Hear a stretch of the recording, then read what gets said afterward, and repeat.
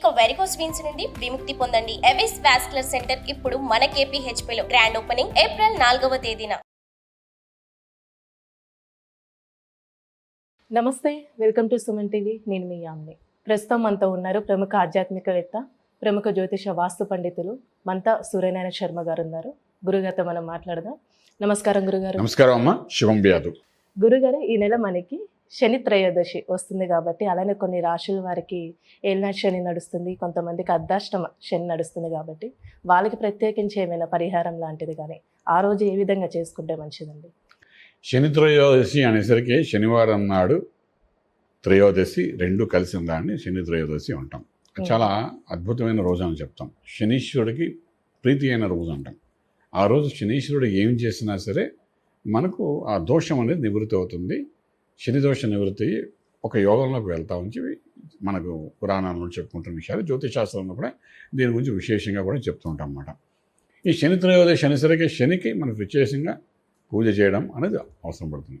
విశేషమైన పూజలు అంటే ఏంటంటే, మనకు నవగ్రహాల్లో శనీశ్వరుడి గ్రహం ఏదైతే ఉందో, మన ప్రతి గుళ్ళోనే మనం చూస్తాం, నవగ్రహాల మండపం చూస్తాం కాబట్టి అందులో శనీశ్వరుడికి ప్రత్యేకంగా తైలాభిషేకం చేయడం అనేది సాధారణంగా అందరూ చేస్తున్న వ్యవహారం అన్నమాట. సాధారణంగా ఏం చేస్తారంటే, ఈ నువ్వుల నూనె తీసుకుని వచ్చి ఆ రోజు స్వామివారికి అభిషేకం చేస్తూ శని స్తోత్రాన్ని చెప్పుకుంటూ ఈ నవగ్రహాల చుట్టూ ప్రదక్షిణ చేస్తూ ఈ రకంగా అభిషేకం చేసే ఒక విధానం అనేది లఘు విధానం. అంటే ఏంటంటే ప్రతి ఒక్కరూ చేసుకోవాల్సిన విషయం చేసుకుంటారు అన్నమాట. దానికి కారణం ఏంటంటే, ఏ గుళ్ళో వెళ్ళినా మీకు ఈ నవగ్రహాలది మనకు మండపం దొరుకుతుంది కాబట్టి ఒక చిన్న 100 ml కానీ 200, 300 ఈ యొక్క ఆయిల్ తీసుకుంటారు. తీసుకుని చక్కగా స్వామివారికి నవగ్రహాల స్తోత్రంలో శనీశ్వర స్తోత్రం అని చెప్పుకుంటూ చక్కగా వేసేస్తారు. వేసి నమస్కారం చేసుకుని ప్రదక్షిణ చేస్తారు. ఒక 7 సార్లు ప్రదక్షిణ చేస్తే అదొక రకంగా మంచిదని చెప్తాం. అలాగే శని నక్షత్రంలో ఉన్నవారు ఉన్నారు. ప్రత్యేకించి శని నక్షత్రంలో పుట్టి మనకున్న 27 నక్షత్రాలు కొన్ని శనికి సంబంధించిన నక్షత్రాలు ఉన్నాయి. ఆ నక్షత్రంలో పుష్యమి నక్షత్రం శని యొక్క నక్షత్రం అంటాం. అలాగా శని నక్షత్రంలో పుట్టిన వాళ్ళు ఎవరైతే ఉంటారో వాళ్ళు కూడా ఏంటంటే ఈ యొక్క శని త్రయోదశి నాడు ఒక విశేషమైన పూజ చేసుకోవడానికి చాలా అవసరం పడుతుంది. రాశులనే కాకుండా నక్షత్ర వాళ్ళు ముందు నక్షత్ర వాళ్ళకి వెళ్దాం. నక్షత్ర వాళ్ళు చేసుకోవాల్సి వస్తుంది. మన నక్షత్రాధిపతి ఎవరు? ఇప్పుడు అది ఫర్ ఎగ్జాంపుల్ మీరు జ్యేష్ఠ నక్షత్రం అనుకోండి, దానికి అధిపతి బుధుడు. మీరు పుష్యమి నక్షత్రం అనుకోండి, దానికి అధిపతి శనీశ్వరుడు. సో అలాగే పుష్యమి నక్షత్రం వాళ్ళు, అలా శని నక్షత్రం మీద ఎవరైతే పుట్టి ఉన్నారో వాళ్ళందరూ కూడా చక్కగా అభిషేకం చేసుకుంటే చాలా మంచిది. అభిషేకం అనేసరికి ఇక్కడ తైలాభిషేకమే. నువ్వులతో నల్ల నువ్వులతో అభిషేకం చేయడం, నల్ల నువ్వులు దానం చేయడం త్రయోదశి నాడు. ఇంకా దానంతో పాటు ఏంటంటే మనకేంటవుతుందంటే, ఆ దానం తీసుకునేటప్పుడు సద్బ్రాహ్మణుని పిలిపించి సంకల్పం చెప్పి ఆ సంకల్పంలోని నువ్వులు దానం ఇవ్వడం అని జరుగుతుందన్నమాట. అలా చేయడం వల్ల శని యొక్క దోషం కొంత నివృత్తి అవుతుందన్నమాట. అలాగేంటంటే ఒక్కొక్కసారి దానంతో పాటు రకరకాల దానాలు కూడా చేస్తారు. కానీ ఈ శని త్రయోదశి నాడు మాత్రం ఓన్లీ ఈ నువ్వులతో కూడిన నువ్వులు, నల్ల నువ్వులు, అలాగే మూకుడు ఒకటి అంటారు, మూకుడు, నల్ల మూకుడు ఒకటి, అలాగే నలుపు అంటే ఒక చెప్పులు ఒకటి, నల్ల గొడుగు ఒకటి, ఇటువంటివన్నీ ఆ సమయంలో దానాలు చేస్తే మంచిది. అసలు ఇప్పుడు ఎండాకాలం కూడా కాబట్టి చెప్పులు ప్లస్ గొడుగు దానంగా ఇవ్వగలిగితే ఆ రోజు ఆ త్రయోదశి నాడు కానీ ఎవరైనా ఇవ్వగలిగితే అంతకంటే అద్భుతమైన ఫలితం ఇంకోటి లేదు త్రయోదశి నడిస్తే. సో ఇది రకరకాలుగా మన శాస్త్రంలో చెప్పి ఉన్నారు. శని త్రయోదశి నాడు దానాలు ఇవ్వాలి, సంకల్పం చేసి అలాగే అభిషేకం చేయాలి, తైలాభిషేకం చేయించాలి, ఇవన్నీ చెప్తుంటాం. ఇలా ఉన్నప్పుడు మనకేంటంటే ఈ శని త్రయోదశి వచ్చింది అంటే, ఇప్పుడు ఏళ్ళనాడు శని, అర్ధాష్టమి శని, అష్టమి శని ఇలాగ ఉన్నవాళ్ళు ఏంటంటే ఇటువంటిప్పుడు విశేషంగా ఒకవేళ కానీ దాన ధర్మాలు దానికి సంబంధించి చేయడం కానీ అభిషేకాలు చేయడం కానీ చేసినప్పుడు ఏంటంటే ఈ యొక్క అర్ధాష్టమి శని ఉన్న వాళ్ళకి అర్ధాష్టమి శని యొక్క ప్రభావం ఏదైతే ఉందో అది కొంతవరకు బలహీనపడడానికి అవకాశం ఉంది, నెగిటివ్ ఎనర్జీ. ఫర్ ఎగ్జాంపుల్ అర్ధాష్టమి శని మీద ఉన్న వాళ్ళకి ఏంటంటే, అంటే మనకు వృశ్చిక రాశి వారు ఎవరైతే ఉన్నారో వాళ్ళకి ఏంటంటే జ్యేష్ఠ నక్షత్రం, విశాఖ 4వ పాదం, అలాగే అనురాధ నక్షత్రం, వీళ్ళకి ఏంటంటే ఎప్పుడైతే శనికి సంబంధించిన ఈ దానాలు అభిషేకాలు చేసుకుంటే డెఫినెట్గా తల్లి యొక్క ఆరోగ్యం బాగుంటుంది. వాళ్ళ తల్లి గారిది ఇల్లు, వాకిలి, వాహనం నడిపేటప్పుడు ఎటువంటి ఇబ్బంది లేకుండా ఉంటాయి. అలాగే కోర్టు వ్యవహారాల నుండి బయటపడడానికి అవకాశం ఉంటుంది. అవుట్ ఆఫ్ కోర్ట్ సెటిల్మెంట్ అవ్వడానికి అవకాశం ఉంటుంది. వీలైనంత వరకు ఈ అర్ధాష్టమి శని ప్రభావం అనేది పూర్తిగా బలహీనపడడానికి అవకాశం ఉంటుందన్నమాట. ఇది మధ్య మధ్యలో అంటే ఇన్ టర్మ్లో వచ్చిన రెమెడీస్ అని చెప్పచ్చు అన్నమాట. ఇప్పుడు అర్ధాష్టమ శని 2.5 సంవత్సరాలు ఉంటుంది. ఈ 2.5 సంవత్సరాల్లో కూడా ఎన్నిసార్లు శని త్రయోదశి వస్తుందో అన్నిసార్లు మనం చేసుకుంటే ఇది డైరెక్ట్ రిలీఫ్ అన్నమాట మిగిలిన అన్నిటికంటే. ఇదే టైంలో దానాలు కూడా చేసుకోవడం చాలా బాగుంటుంది. అలాగే ఇప్పుడు ఏలినాటి శని గురించి మాట్లాడుకుందాం. ఏలినాటి శని ఎవరికి ఉంది అంటే మకర రాశి వారికి, కుంభరాశి వారికి, మీనరాశి వారికి ఉంది. ఈ 3 రాశి వాళ్ళకి ఏలినాటి శని ప్రభావం ఉంది. ఉన్నప్పుడు ఏంటంటే ఇలాంటి వాళ్ళు ప్రత్యేకించి త్రయోదశి నాడు విశేషంగా పూజ కానీ చేసుకోవడానికి ప్రయత్నం చేస్తే డెఫినెట్గా ఏంటంటే దీని యొక్క ఇంపాక్ట్ అనేది చాలా తొందరగా రిలీఫ్ అయిపోతుంది అన్నమాట. అంటే ఈ దానము ఇలా చెప్పారు కదండి, శని త్రయోదశి రోజే కాకుండా శనివారాలు కూడా చేసుకోవచ్చు అండి ఇట్లా? శనివారం చేసుకోవచ్చు. ఒకటి శనివారం ఉంది, త్రయోదశి ఉంది, అంటే దాని శని త్రయోదశి కూడా అంటాం మనం. సో శనివారం నాడు మామూలుగా నిత్యం శనివారం నాడు చేసుకున్న దానాలు వేరు, శనీశ్వరుడు చేసేది. అది ఏలినాటి శని ఉన్నప్పుడు దానాలు ఇచ్చుకుంటే మంచిది అంటాను, స్వయం పాకం ఇచ్చుకుంటే మంచిది అంటాం. ఇవన్నీ మనం చెప్పుకుంటూ వెళ్తాం. బట్ ఇక్కడ ఏంటంటే శని త్రయోదశి రెండూ కలిసి ఉన్న విశేషమైన రోజు కాబట్టి ఈ రోజు దానాలు ఇస్తే ఎవరైతే ఏడునాటి శని కానీ, అష్టమ శని కానీ, అర్ధాష్టమ శని కానీ ఇలా ఉన్నవాడు అనమాట. ఈ అష్టమ శని ఉన్న వాళ్ళకి కూడా ఏంటంటే ఒక్కొక్కసారి అష్టమ శని అంటే కర్కాటక రాశి వారికి. ఇందాక మనం మాట్లాడడం మకరం, కుంభం, మీనం ఏలినాటి శని అని. ఈ అష్టమ శని కర్కాటక రాశి వారికి ఉంది ఈ సంవత్సరం ఇప్పుడు చూసుకుంటే. సో ఈ సంవత్సరం అంతా అష్టమ శని ఉంటుంది అన్నమాట వాళ్ళకి. సో ఈ అష్టమ శని ఉందంటే శని అక్కడే ఉంటాడు, అక్కడ కదలడు, కుంభం నుండి అసలు కదలడు. 2024 మొత్తం అంతా అక్కడే ఉంటాడు. ఉన్నప్పుడు ఏంటంటే ఈ అష్టమ శని ఏంటంటే ఆరోగ్యం కాదు, ఆయుష్ సంబంధించిన స్థలం.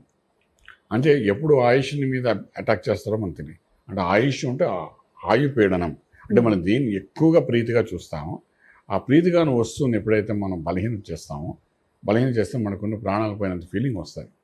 మీకు చాలా ఇష్టమైన ఒక వస్తువు పోయింది అనుకోండి, మీరు మానసికంగా చాలా ఒత్తిడి అవుతారు.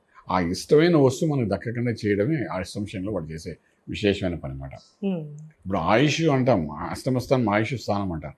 అంటే ప్రతిసారి అష్టంశంలో పాపగ్రహాలున్నా పీడిస్తున్న ఆయుష్ ఒకటే పోతుంది కాదు, ఆయుష్ కంటే ఎక్కువగా ప్రీతిగా మనం ఏదైతే ఆలోచిస్తాం దాని గురించో అది మనకు దక్కకుండా చేయడమే దాని యొక్క విశేషం కూడా. ఫర్ ఎగ్జాంపుల్ మీ ఇంట్లో మీ చిన్నపిల్ల అంటే మీకు బాగా ఇష్టం, మీకు ఏం చేస్తుంది, మిమ్మల్ని చేయకపోకలే ఆ చిన్నపిల్లకి ఏదో ఒక ఇబ్బంది పెట్టి మిమ్మల్ని మానసికంగా ఒత్తి పెట్టాయంటే అది కూడా అర్ధాష్టమ శని ప్రభావం అని అంటాము. సో అలాగేంటంటే అర్ధాష్టమ శని ఉన్నవాళ్ళు ఎవరైనా కూడా, అంటే ఇప్పుడు కర్కాటకంలో ఉన్న ఆశ్లేష నక్షత్రం తీసుకోండి, పుష్యమి నక్షత్రం తీసుకోండి, పునర్వస నక్షత్రం 1వ పాదం 4వ పాదం, వీళ్ళందరికీ కూడా ఈ శని త్రయోదశి వచ్చినప్పుడు విశేషంగా మామూలుగా శనీశ్వరుడికి తైలాభిషేకం చేయడం వేరు, మహన్యాసపూర్వకంగా తైలాభిషేకం చేసే కూడా మనకు కనబడతాయి. మహన్యాసపూర్వకంగా చేయడం ఏమిటా అని అనుకుంటాం. నేను మండపల్లి వెళ్తే అక్కడ చేస్తారు, కనీసం 3:30 గంటలు 4 గంటలు పడుతుంది. అలాగే శని సింగనాపురం వెళ్తే అక్కడ చేస్తారు. అలాగే రకరకాల కొన్ని ప్లేసెస్ ఉన్నాయి. మన హైదరాబాద్లో కూడాను మనం వనకాతలో పోతే కొన్ని ప్రదేశాలు ఉన్నాయి. ఇప్పుడు వెంటనే నాకు గుర్తు రావట్లే కానీ మనకు లింగంపల్లి కాదు, ఇటు పక్క వేరే ఇంకో విలేజ్ ఉంది హైదరాబాద్ చుట్టూ, అది మళ్ళీ చెప్తాను ఇంత తర్వాత గుర్తు వచ్చినప్పుడు. సో ఈ యొక్క ప్లేసెస్లో మహన్యాసపూర్వకంగా అభిషేకం చేస్తారు, తైలాభిషేకం చేస్తారు, న్యాసం చెప్తూ చేస్తారు అన్నమాట. అలా చేయడం వల్ల కూడా అంటే మనకు విశేషమైన ఫలితాలు ఉంటాయి. అసలు శని ప్రభావం మనుషుల మీద ఏ విధంగా చూపిస్తుందండి, అంటే ఏ పనుల మీద? అంటే శనీశ్వరుడు యొక్క ప్రభావం ఏంటంటే ఒక అనుభవంతో కూడిన యోగాన్ని ఇస్తారు వాడు. అనుభవం లేకుండా దర్జాగా సంపాదించుకోవాలనే ఒక తపంలో మనసు యొక్క ఆలోచన ఉంటుంది. ఎప్పుడు ఫ్రీగా వస్తే తీసుకోవాలని అనుకుంటాడు వాడైనా. ఇప్పుడు చూడండి, ప్రభుత్వం కూడా ఫ్రీగానే అన్ని పంచుతోంది. ఫ్రీగా వస్తే ఆనందంగా తీసుకుంటాడు. ఈ ఫ్రీ నుండి అనుభవంతో సంపాదించరా అని చెప్పి శనీశ్వరుడు చెప్తాడు. అంటే ఆ 7.5 సంవత్సరాలు ఏలినాటి శనప్పుడు కానీ, అష్టమ శని కానీ, అర్ధాష్టమ శని అప్పుడు కూడా మనకేంటంటే ఆ 2.5 సంవత్సరాలు తీసుకున్నప్పుడు దీని అనుభవాన్ని పొందుతూ ఎక్స్పీరియన్స్ అవుతూ యూ గెట్ ద బెనిఫిట్ అంటాడు. ఈ ఎక్స్పీరియన్స్ అవ్వడం ఎవరికి ఇంట్రెస్ట్ ఉండదు. ఆ ఎక్స్పీరియన్స్ని బాధగా చూపించుకుంటారు జనాలు. బట్ ఏంటంటే మీరు ప్రతి శనీశ్వరుడు ఎప్పుడు మోసం చేయడు, శనీశ్వరుడు ఎప్పుడు ఇబ్బంది పెట్టాడు. ఒక అనుభవాన్ని ఇస్తూ రిజల్ట్ ఇస్తాడు. రిజల్ట్ ఓరియంటెడ్ పర్సన్ ఎవరంటే శనీశ్వరుడు 100% ఇస్తాడు. అందులో రిజల్ట్ ఇస్తాడు. అంటే శని ఏళ్ళనాటి శనిప్పుడు కానీ, అష్టమ శని కానీ, అర్ధాష్టమ శనిప్పుడు కానీ వెళ్తూ మంచి చేస్తాడు అంటారు. మంచి చేయడం అంటే ఏంటి, నీకు ఒక అనుభవం వస్తుంది, అనుభవంతో నువ్వు ఒక సక్సెస్ఫుల్ మ్యాన్గా తయారవుతాం, ఎక్స్పీరియన్స్డ్ మ్యాన్గా తయారవుతాం. అలాగేంటి ఒక మిలిటరీలో చూడండి జాయిన్ అవ్వగానే వాడికి ఒక 2 ఏళ్ళు 3 ఏళ్ళు ట్రైనింగ్ ఇచ్చిన తర్వాత సక్సెస్ఫుల్ పర్సన్గా వెళ్తాడు. కోచింగ్ ఇస్తూ ఉంటాం, ట్రైనింగ్ తీసుకుంటూ ఉంటాం. అట్లాగే మనం ఒక ఎగ్జామ్ రాస్తుంటే ఒక 3 months కోచింగ్ తీసుకున్నా ఉంటాం, ఎగ్జామ్ ప్రిపేర్ అవుతూ ఉంటాం. ఇవన్నీ ఏంటి, ఒక ట్రైనింగ్ తీసుకుంటున్నాం కదా. అలాగే అర్ధాష్టమ శనిప్పుడు కానీ 2.5 సంవత్సరాలు, అష్టమ శని అప్పుడు 2.5 సంవత్సరాలు, అలాగే ఏళ్ళనాటి శనిప్పుడు 7.5 సంవత్సరాలు.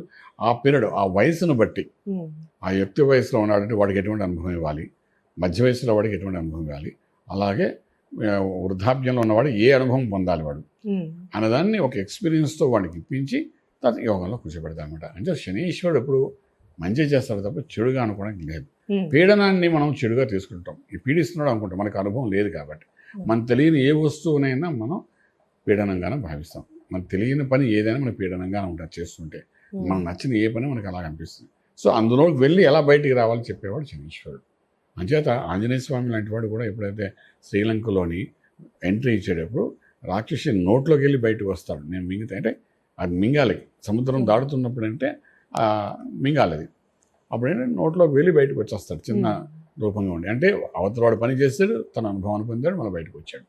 ఆ రకంగా ఏంటంటే శని అనేది చాలా అద్భుతమైన అనుభవం ఇస్తుంది కాబట్టి దానికి ఒక్కొక్కసారి ఆంజనేయ స్వామి యొక్క ఆరాధన కూడా చేస్తాం ఉమ్, ఈ పీడను వదిలేయడానికి. శనీశ్వరుడు పీడను వదలడానికి త్రయోదశప్పుడు కూడా ఆంజనేయ స్వామికి ఆరాధన చేస్తారు. కొంతమంది శివునికి అభిషేకం చేస్తారు, తైలాభిషేకం. ఇవ శివలింగానికి చేస్తారు, ఉమ్, శనీశ్వరుడు కాబట్టి చేస్తారు. రకరకాలుగా చేస్తారు. ఏదైనా మీకు దగ్గరలో అనుభవంలో ఉన్న ఏ దేవాలయం ఉంటే ఆ దేవాలయంకి వెళ్ళడము, అక్కడ నవగ్రహాలు ఏదంటే నవగ్రహాల్లో శనీశ్వరుని యొక్క గ్రహం ఉంటుంది. ఆ గ్రహానికి నల్ల నువ్వులతో తైలాభిషేకం చేయడము, చక్కగా సంకల్పం చెప్పి అక్కడ ఆశీర్వచనం తీసుకోవడం. మళ్ళీ ఎప్పుడైతే అభిషేకం అని చేసుకుని వస్తారో ఆ బట్టలతో కాకుండా ఇంటికి వచ్చేయగానే ఆ కాళ్ళు చేతులు స్నానం చేసి ఆ బట్టలను తడికి బయట పెట్టేసి వేరే బట్టలు వేసుకుని బయటకు వెళ్ళాలి. ఎందుకంటే ఆ డ్రెస్ ఏదైతే ఉందో అది దానం ఇచ్చేయాలని చెప్తాం మేము కూడా. అది వేసుకోకూడదు. అంటే పాత బట్టలు ఏమైనా ఉంటే అవి వేసుకుని వెళ్ళి చక్కగా అభిషేకం చేసుకుని అది అక్కడ వదిలేసి కూడా వచ్చేస్తారు చాలామంది ఆ పూజ చేయించుకుంటే బట్టలు మధ్యలో. సో రకరకాలుగా ఉన్నాయి కాబట్టి ఏదైనా చక్కగా అందరూ చేసుకోవచ్చు. శని త్రయోదశి నాడు అభిషేకం పూజ. ప్రత్యేకించి శని నక్షత్రం వాళ్ళు, ఏళ్ళనాడు శని, అర్ధాష్టమి శని, అష్టమి శని ఉన్న వాళ్ళు విశేషంగా చేసుకోగలిగితే అది ఒక మంచి రిలీఫ్ ఇచ్చి రాజమార్గంలో రాజయోగం చూపించగలుగుతారు. చాలా చక్కగా తెలియజేశారండి. ధన్యవాదాలు. శుభం వ్యాధి. సుమన్ టీవీలో మీ పర్సనల్ అండ్ బిజినెస్ ప్రమోషన్స్ కోసం కింది నెంబర్కి కాంటాక్ట్ చేయండి.